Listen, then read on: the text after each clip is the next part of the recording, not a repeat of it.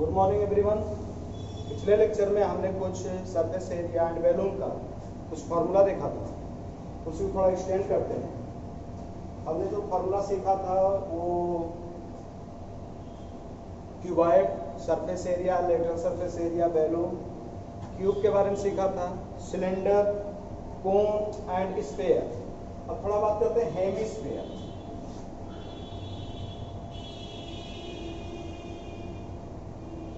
Hemisphere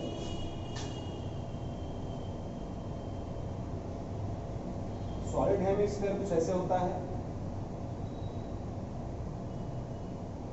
हमने suppose किया radius कितना है, स्मॉल आर है।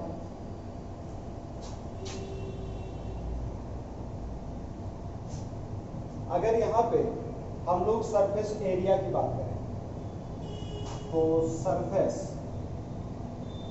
एरिया ऑफ हेमिस्फीयर, तो क्या आएगा, कर्व सरफेस एरिया। अगर ये टोटल कर्व होता तो हम लोग लिखते 4 पाई आर स्क्वायर, हाफ है तो 2 पाई आर स्क्वायर, लेकिन प्लस यहां पे एक बेस का एरिया भी बन जा रहा है, तो एरिया ऑफ बेस कितना, पाई आर स्क्वायर। तो कितना हो जाएगा 213 times pi are square. Unit कैसा होगा, स्क्वायर यूनिट। तो कर्व सरफेस एरिया जो होता है वो होता है 2 pi are square and area of base pi are square होता है हेमिस्फीयर में। तो टोटल सरफेस एरिया कितना हो जाएगा हेमिस्फीयर का, 3 पाई आर स्क्वायर। इसके बाद volume, volume of hemisphere, volume of sphere कितना होता है 4/3 पाई आर क्यूब। तो उसका आधा क्या होता है हेमिस्फीयर, तो 4/3 के प्लेस पे क्या हो जाएगा 2/3 पाई आर क्यूब। यूनिट इसका आएगा क्यूबिक यूनिट। तो solid, cube, cuboid, cylinder, cone, sphere and hemisphere के जितने फार्मूलाज थे सब मैंने लिख दिए। अब थोड़ा देखते हैं कि हॉलो सिलेंडर या हॉलो स्फीयर का फार्मूला कैसे लिखेंगे।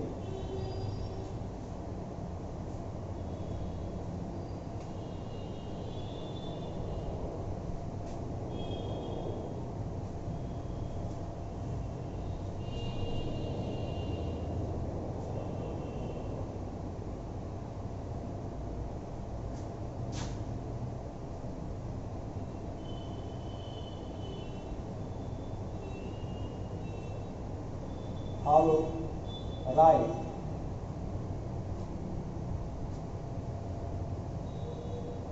सिलेंडर, हॉलो राइट सिलेंडर कैसा होगा,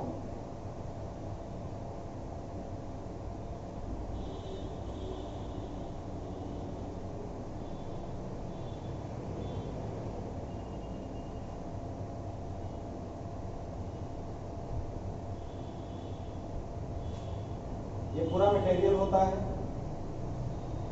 आपने घर में पाइप वगैरह देखा होगा, पाइप कैसा होता है, हॉलो सिलेंडर होता है। तो हॉलो सिलेंडर बना लिया। तो अगर यहां पे सरफेस एरिया की बात किया जाए, curve surface area, curve surface area, तो कर्व सरफेस एरिया क्या होगा, कर्व मतलब जो ये घुमावदार है, तो बाहर बाहर एक सरफेस बना रहा होगा, एक सरफेस अंदर अंदर। तो हमने सपोज कर लिया इनर रेडियस स्मॉल आर है और आउटर रेडियस कैपिटल आर। तो क्या लिखेंगे, कर्व सरफेस एरिया कितना होता है 2 पाई आर एच। तो इनर का हो गया, हाइट हमने एच लिया है, तो 2 पाई आर एच प्लस 2 पाई, आउटर का क्या हो जाएगा कैपिटल आर एच हो जाएगा। तो 2 पाई एच कॉमन कर लें तो small R plus capital R. Unit कैसा होगा, स्क्वायर यूनिट।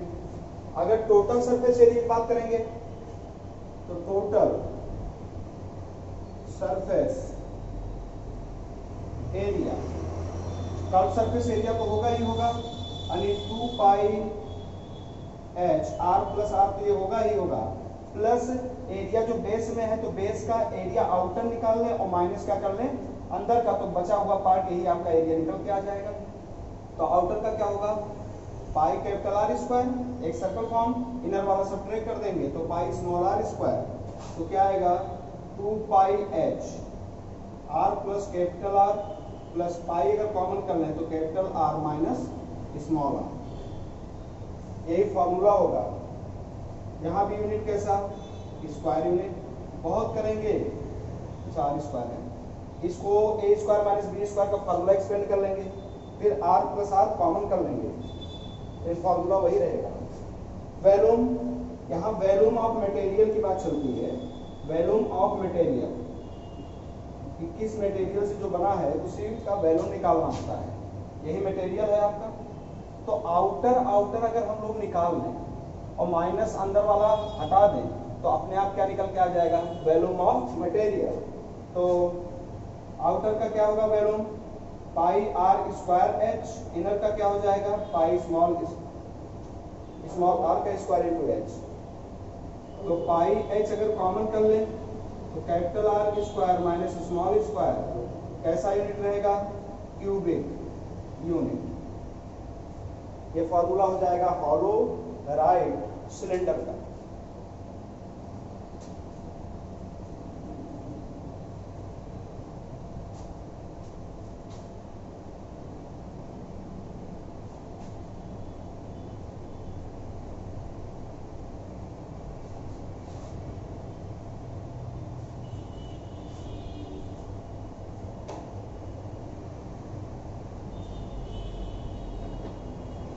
अब हम लोग बात करेंगे हॉलो स्फीयर का।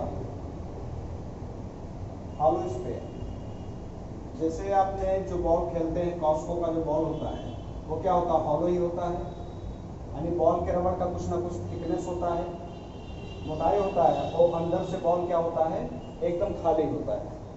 तो हमें क्या करना है, ये मटेरियल हो गया जिससे ये बॉल बना है या स्फीयर बना हुआ है, अंदर ये पूरा खोखला होता है।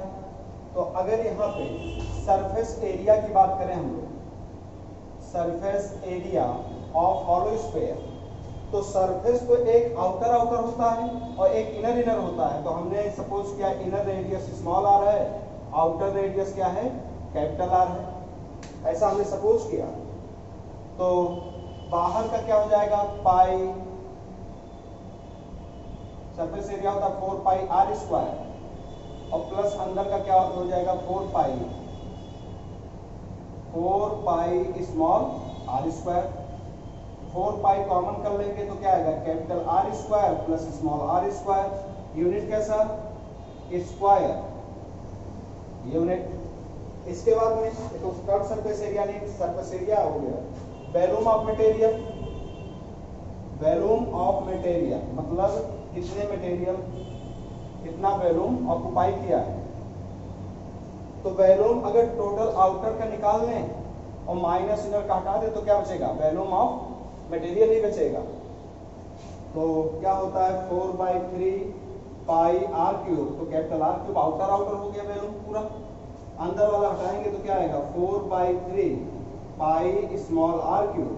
4/3 को कॉमन कर लें, पाई को भी कर लेते हैं तो क्या आएगा capital R cube minus small R cube. Unit कैसा होगा इसका, क्यूबिक यूनिट। तो जितने भी फार्मूलाज आपके सरफेस एरिया एंड वॉल्यूम में यूज होने वाले हैं सब फार्मूला मैं आपको बता चुका। अब कुछ क्वेश्चन सॉल्व करते हैं।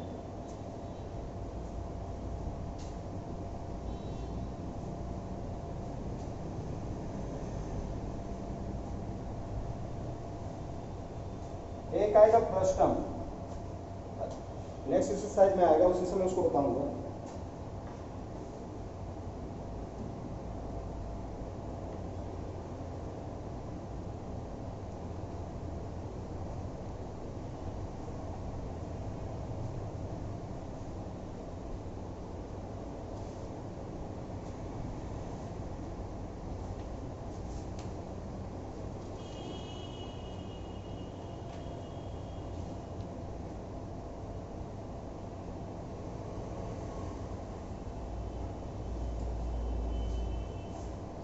Exercise 13.1.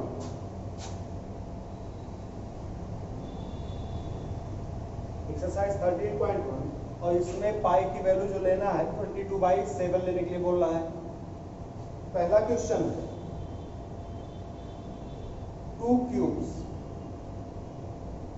each of value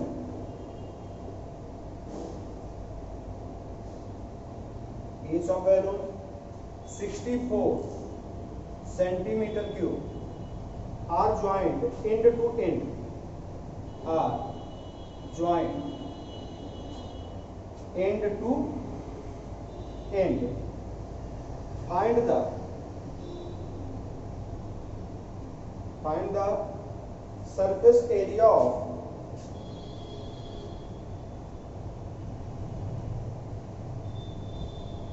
Find the surface area of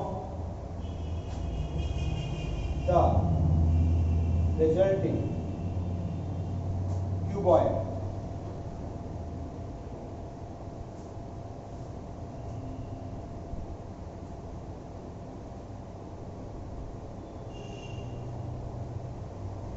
तो देखते हैं 2 cubes each of value 64 centimetre cube है, are joined end to end. Find the surface area of the resulting cuboid. तो 2 क्यूब है, end to end join करेंगे।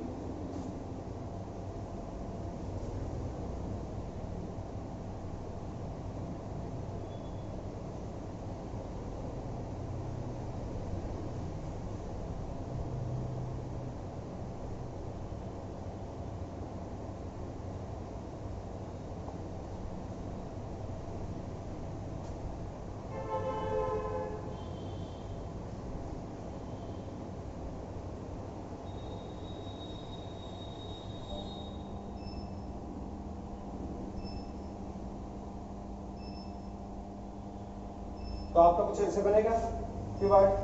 जो एक face होगा क्यूब का वो तो अंदर चला जाएगा एंड टू एंड ज्वाइन करने के बाद में, तो वो फेस काउंट ना इसके लिए होगा ना इसके लिए होगा।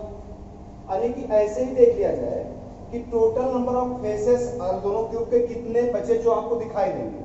तो 5 इसमें दिखेंगे और 5 इसमें दिखेंगे, यानी 10 फेस का दिखाई देगा आपको, क्योंकि एक फेस इस साइड वाला और एक फेस इस क्यूब का इस साइड वाला दोनों आपस में चिपक गए हैं, वो तो इंटरनल चला गया, वो तो सरफेस आपको दिखाई नहीं देगा ज्वाइन करने के बाद में। तो टोटल फेसेस क्यूब के कितने बचे? 10 बचे, क्योंकि दोनों क्यूब मिलाकर टोटल फेसेस कितने? 12। एक इसका गायब हो गया, एक इसका गायब हो गया जो अंदर चला गया है, तो टोटल फेसेस कितने बचे? 10 बचे। अब क्यूब का हमने सपोज किया, लेट किया कि side of cube equal to A centimetre, ऐसा सपोज कर लिया। तो हमको पता है वॉल्यूम आपको कितना दे रखा है, वॉल्यूम ऑफ क्यूब आपको दे रखा है 64 सेंटीमीटर क्यूब, और वॉल्यूम ऑफ क्यूब क्या होता है? A cube. तो a cube equal to 64, taking cube root on both side, तो 4 सेंटीमीटर, यानी कि साइड ऑफ क्यूब कितना आ गया? 4 सेंटीमीटर आ गया। तो सरफेस एरिया 5 सरफेस एरिया क्या होगा? 5 स्क्वायर, और टोटल कितना सरफेस हो रहा दोनों क्यूब मिलाकर ज्वाइन करने के बाद कितने बचे? 10 बचे हुए हैं। तो रिक्वायर्ड सरफेस एरिया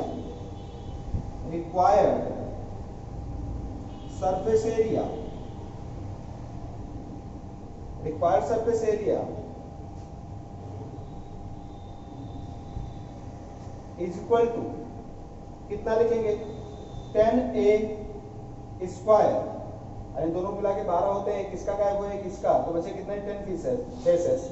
तो 10a स्क्वायर, और 10a की वैल्यू कितना है? 4 स्क्वायर। 4 स्क्वायर की वैल्यू 16, कितना आएगा? 160 सेंटीमीटर स्क्वायर आएगा। ये तो आ गया required surface area of cuboid आ गया। एक तरीका तो ये हुआ सॉल्व करने का। दूसरा तरीका ये है सॉल्व करने का कि आपको पता है कि 4 सेंटीमीटर ये है और 4 ही सेंटीमीटर ये निकल के आया है, तो टोटल क्यूबॉइड के लिए कितना हो गया? 8 सेंटीमीटर हो गया। टोटल क्यूबॉइड के लिए कितना हो गया? 8 सेंटीमीटर हो गया। हाइट तो वही रहेगा जो क्यूब का है 4 सेंटीमीटर, ब्रेथ भी क्या रहेगा? 4 सेंटीमीटर ही रहेगा, लेकिन लेंथ कितना हो गया? 8 सेंटीमीटर। तो ऐसे भी बोल सकते हैं कि रिक्वायर्ड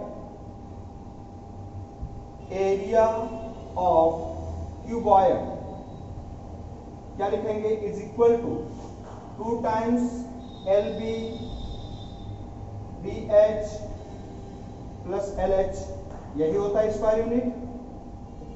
तो 2 टाइम्स एल की वैल्यू कितना 10, सॉरी एल की वैल्यू कितना है 8 है, बी कितना 4 प्लस 4 इंटू 4 प्लस एल कितना है 8, एच कितना हाइट भी 4 ही है, और इसको सॉल्व करते हैं 2 32 चौक 16 32, तो 2 6 8 2 10 0 1 के हुआ 4 1 5 3 8, 2 इंटू 80 का मल्टीप्लाई करेंगे कितना आएगा 160 सेंटीमीटर स्क्वायर।